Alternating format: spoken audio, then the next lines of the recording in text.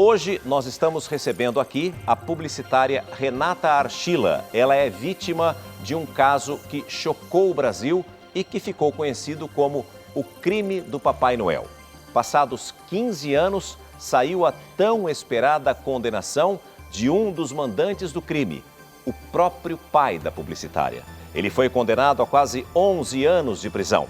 Daqui a pouquinho, a Renata vai contar detalhes do que ela viveu até agora, desde o atentado até mesmo a sentença de ontem. Mas, antes disso, vamos saber como foi o julgamento.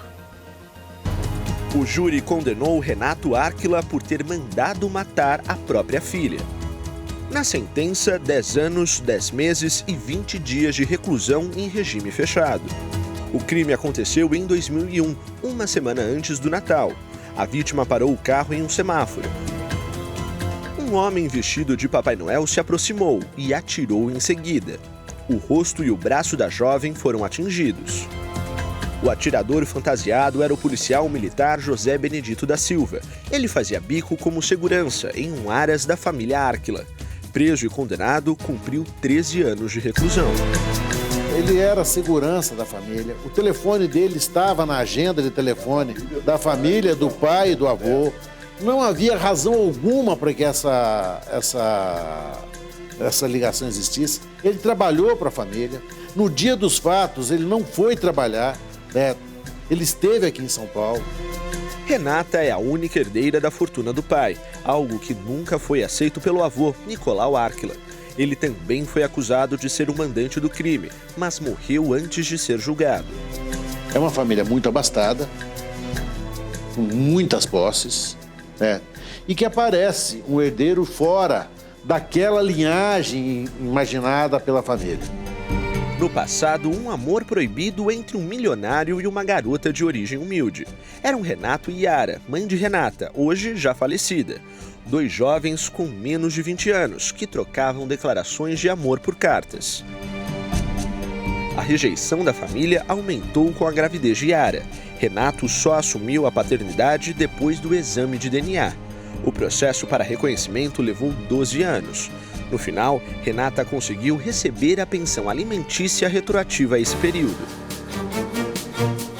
E a história ainda não terminou.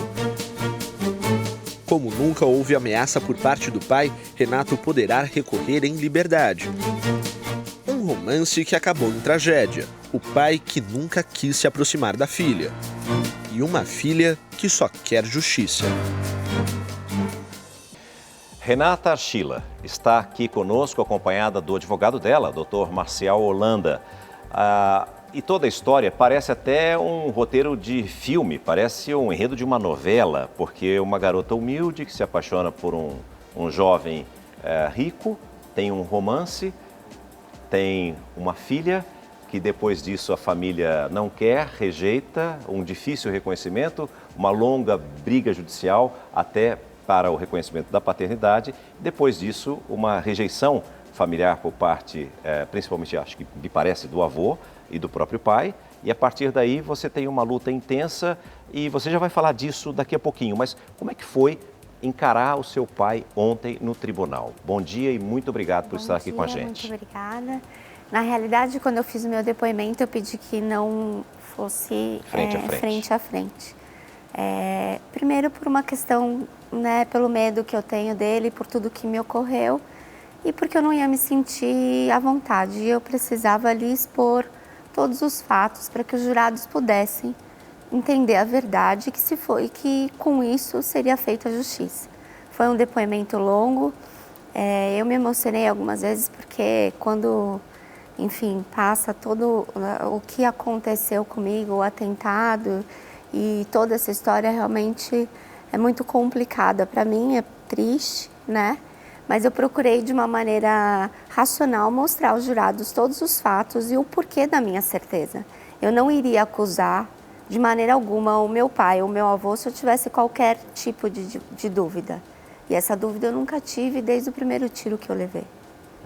Você chegou a sofrer alguma ameaça antes do atentado ou não? Sim, eu sofri uma ameaça 6 meses antes, né, do meu avô, uma ameaça com relação ao que a juíza tinha determinado sobre a minha pensão alimentícia.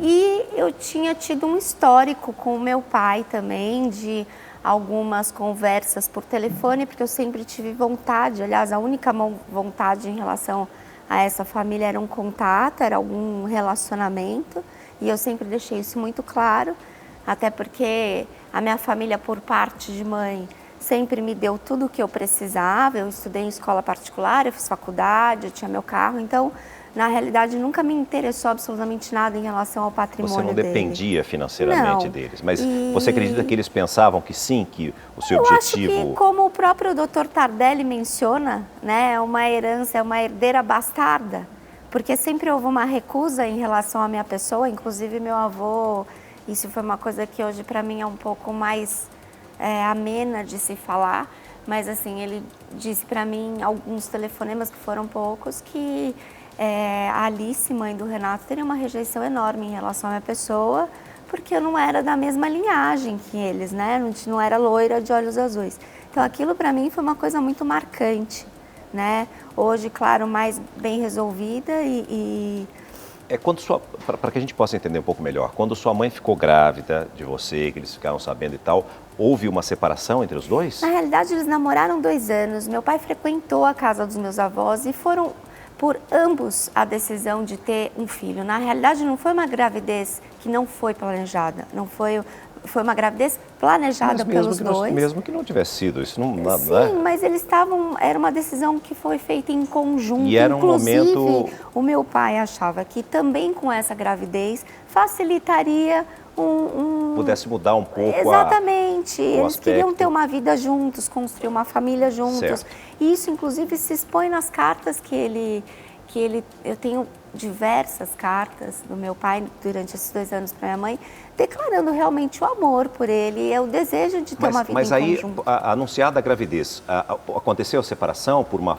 Sim, porque logo que a minha mãe ficou grávida, meu pai foi informado por ela e automaticamente ele foi informar o pai dele. E o pai dele foi categórico em dizer que ele não aceitava e que ele tinha que fazer uma escolha. Que ou ele ficava com a família dele ou ele ficava com a minha mãe. Então você teve que brigar pela paternidade porque não houve o reconhecimento desde o início, é isso? Desde o início. Eu acho que a questão briga, na verdade, acho que é uma palavra até... Eu acho que é a verdade, sim, né? Claro, você claro, provar a verdade do reconhecimento. Sem dúvida, sem dúvida. Mas foram anos e anos, porque quando eu nasci não havia o exame de DNA. Né? Certo. Eram outros exames de cabelo, de sangue, os quais todos eram contestados na justiça. Por anos eles tentaram de tudo, apresentaram uma série de exames falsos, enfim, com relação ao meu pai, né? Que ele informa, inclusive. O seu caso, inclusive, foi um dos primeiros, né? Foi um dos primeiros. E aí, com 12 anos, eu fui reconhecida judicialmente, só que com 14 anos ele entrou com um pedido, mesmo já... sido julgado e eu já estar com o nome dele na minha certidão, ele entrou com um pedido para que eu fizesse um exame de DNA. E você sempre foi consciente, mesmo com 12 anos, com tudo isso, você sempre participou? A mamãe sempre me contou tudo, a mamãe sempre me expôs tudo e a mamãe sempre disse uma coisa muito, muito importante para mim. Desde o primeiro momento que eu estava, né, que ela estava grávida. Ela se sentia a pessoa mais feliz do mundo. Então, quanto a isso, eu fui muito amada pela minha família, pela minha mãe. Foi uma família sensacional, que eu sou muito agradecida. Muitos deles não estão mais aqui. Mas, assim, com relação ao meu pai e à família dele, realmente a única coisa que eu queria era conhecê-lo, né? Saber a minha origem. Eu acho que todo mundo tem esse desejo quando você... Né? Você tem um pai, mamãe, você sabe de onde você veio, o histórico da família, como são, enfim. E era esse o meu desejo. Apenas. E você perdeu a sua mãe, ela tinha que idade? A minha mãe tinha 36 anos e eu tinha 16. Eu tenho 37. Muito então, jovem. Fazem 21 anos que a minha mãe faleceu.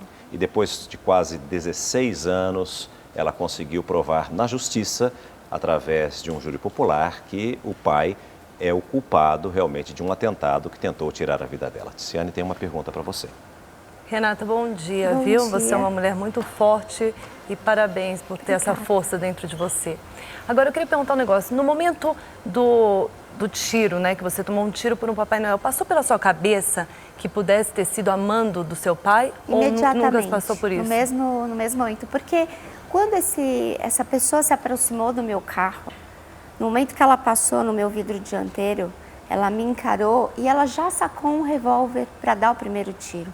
Então, em nenhum momento isso se parece um assalto, era uma execução, né? E no momento que eu levei o primeiro tiro, eu me recordei desse telefonema, o qual foi a ameaça, e outras coisas, como eu disse a ele, como os contatos que eu tive com meu pai, alterações de humor, que ele era uma pessoa agressiva, contatos até visuais, eu tive um contato com ele, enfim. Tudo isso imediatamente veio na minha cabeça, porque eu trabalhava numa multinacional, estava muito bem, estava no momento da minha carreira onde eu estava muito bem.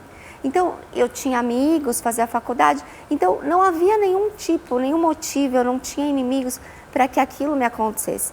E há de se convir que até depois que localizaram os vestes do Papai Noel e, né, tinha luva cirúrgica, quer dizer, a partir de que momento você acredita que um assalto, alguém vai usar uma luva cirúrgica, né? Renata, bom dia. Bom dia. Você hoje é mãe de 2 crianças. Sim. Como é que você, como mãe, consegue explicar para os seus pequenos tudo isso que aconteceu com você, esse atentado? Você quase morreu e você foi vítima do seu próprio pai, do avô deles. Como é que você faz para contar isso tudo para os seus pequenos? Eles têm noção disso? E depois de todos esses anos, que lição você tira disso tudo? Na realidade, eu ainda não explorei esse assunto da maneira como eu ainda vou explorar com os meus filhos, porque eu acho uma coisa muito brutal. É uma coisa que até eu não sei, assim, como que eu vou conseguir falar isso, mas eu vou falar a verdade. Eu acho que nesse primeiro momento, a minha filha tem 13 anos, né? Então ela já está bem a par do assunto. O meu filho tem 6 anos, então ele já sabe o atentado que eu sofri. Só que eu ainda vou ter aquele momento de sentar com eles e poder explicar toda a história da maneira como ela aconteceu e aonde ela pôde chegar, né? Que foi essa brutalidade. Eu digo o seguinte, que os meus filhos são a razão da minha vida, a minha família, meu marido, a minha nova família. E é a coisa que eu mais amo.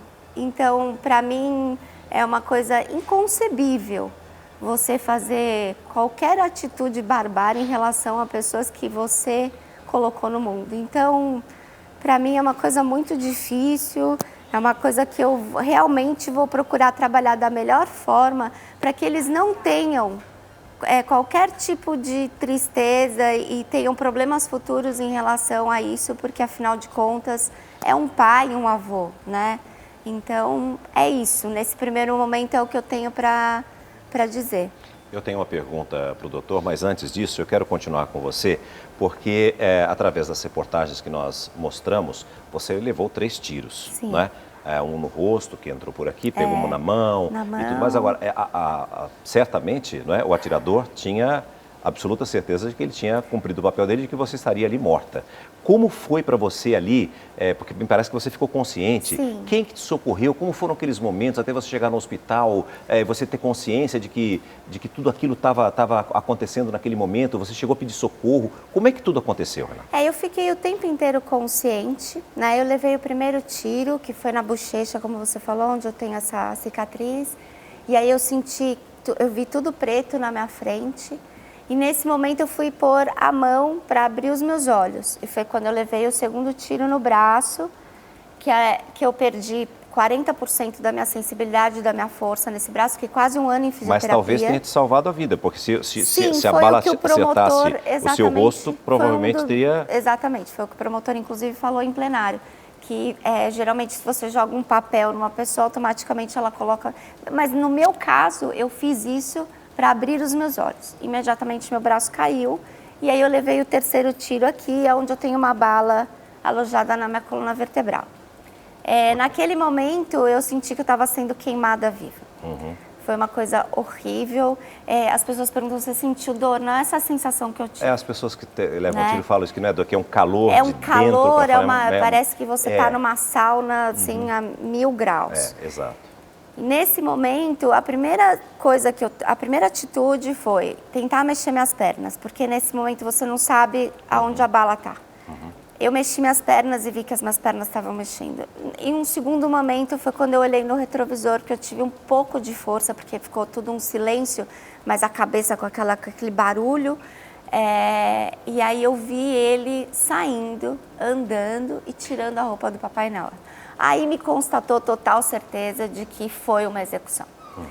Quando eu vi que ele sumiu da minha visão, eu tentei abrir a porta do meu carro e aí eu vi várias pessoas do outro lado da rua dizendo, olha o rosto dela, ela tá toda furada. Aquilo Te marcou, não é? Me marcou muito. Nesse momento eu ouvi de longe alguém falando, a polícia está chegando. E aí chegou um camburão de polícia, o policial me pegou no colo, eu me preocupei em pegar os meus dentes, porque a minha mãe sempre cuidou muito de mim com muito amor, e até então, até os meus 22 anos, eu nunca tinha feito uma cárie. Então, naquele momento, por um instante, eu achei que eu poderia recolocar os meus dentes. E aí o policial me pegou, me colocou no camburão, e ele estava esquecendo a minha bolsa. Eu consegui fazer um movimento com esse meu braço para que ele pegasse a minha bolsa, para que eu não chegasse como uma indigente.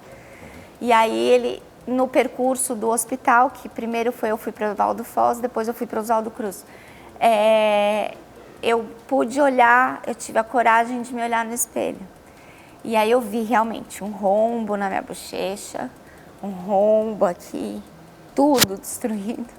Me recordei, inclusive, daquilo que as pessoas falaram, olha o rosto dela, ela tá toda furada, mas ainda assim eu pensei, eu tô viva e eu vou conseguir. E você teve a certeza de que em nenhum momento, depois que você tinha sido socorrida, de que você corria risco de morrer? Ou você ainda teve medo mesmo no hospital? Sim, nesse momento você não tem ideia do que pode acontecer, porque tá tudo tão destruído que, né? Mas ainda assim eu tive a esperança de que eu ia sobreviver. E aí eu tô aqui, né? Agora você fez a sua vida em outro estado, vai permanecer por lá. Sim, mas assim, durante esse tratamento, né, foram 10 anos de tratamento e 8 cirurgias, né? E um tratamento muito demorado, E por que eu sempre pedi justiça? Porque, na verdade, os mandantes estavam impunes. Eu não tive opção de escolha. Eu fui obrigada a fazer 10 anos de tratamento, né? Sem dúvida. Agora, doutor, por falar em impunidade, ele foi condenado a quase 11 anos, mas vai poder recorrer e, enquanto aguarda esse recurso, vai permanecer em liberdade. Apesar da gente dizer que foi feita a justiça, mas ela não foi completa, como é que o senhor analisa o caso? Bom dia. Bom dia. Esse é o grande problema do Brasil. Nós temos um sistema penal que é um grande faz de conta. Faz de conta que ele foi condenado a 10 anos. Ele vai passar 2 anos em regime fechado, 2 anos em regime semiaberto e vai para casa. Então, na verdade, ele foi condenado a 4. Ela foi condenada a 10 anos de impossibilidade material de viver uma vida normal. A pena foi baixa, bastando ver que o executor do crime foi condenado a 13. Mas o que mais se lamenta, e essa é uma crítica que eu faço sempre ao nosso sistema, é que o sistema penal é uma farsa. Muitos reclamam, recentemente tem estado na mídia, inclusive na questão do tráfico de entorpecentes, que não adianta endurecer as penas, que no tráfico a pena passou de 3 para 5. Farsa. Farsa por quê? A pena realmente foi aumentada de 3 para 5. Só que para o pequeno traficante tem uma redução de 1 a 2 terços. Tá, a pena, que era 5, baixa para 1 ano e meio. Recentemente eu vi o STJ liberando um traficante 5 meses depois. No caso de vocês, o senhor também pode recorrer? E vamos recorrer. Vai recorrer? Vamos recorrer para aumentar a pena. Para aumentar a pena. Para elevar a pena. E quanto tempo demora esse recurso, tanto da parte de vocês quanto da parte dele? Aqui, no Tribunal de Justiça, acredito que no mais tardar em 1 ano, devemos ter uma decisão. E depois cabe um outro recurso que vai para Brasília, é isso? Exatamente. Mas isso, segundo o entendimento atual do Supremo, que a gente nunca sabe quando o Supremo decide, né? Ele vai preso. Se restabelecerem aquela orientação anterior, ele vai ficar em liberdade até o fim dos tempos, né? Porque aqui no processo, só a fase de pronúncia, ele enrolou 9 anos. Né? O ministro Marco Aurélio, inclusive, deu uma advertência ao advogado, chamando a atenção, porque eles não queriam que o júri se realizasse antes de julgar o recurso. Então, essa infinidade de recursos Deixa eu te explicar uma coisa. Até 15 anos atrás, era prática comum, incontestada, ninguém discutia, porque essa é a orientação do Supremo. O Tribunal de Segundo Grau decidiu, expede-se imediatamente mandado de prisão. Sempre foi assim. Sim. Terminava o acordo dizendo, espeça-se mandado de prisão. Sim. Essa novidade veio com essas últimas composições do Supremo, que inventou que a questão da presunção de inocência leva a isso. Ou seja, ele não pode ser preso enquanto não transitar em julgado a sentença. Doutor, muitíssimo obrigado, viu? Obrigado. Sucesso para vocês. Obrigado. Renata. Muito obrigada. Eu que agradeço você estar aqui e que a sua vida seja nova realmente a partir de agora, com seus filhos, com a sua família. Virei uma página Tudo feliz. de melhor para você, Muito viu? obrigada. Muitíssimo obrigado por estar conosco aqui. Obrigada.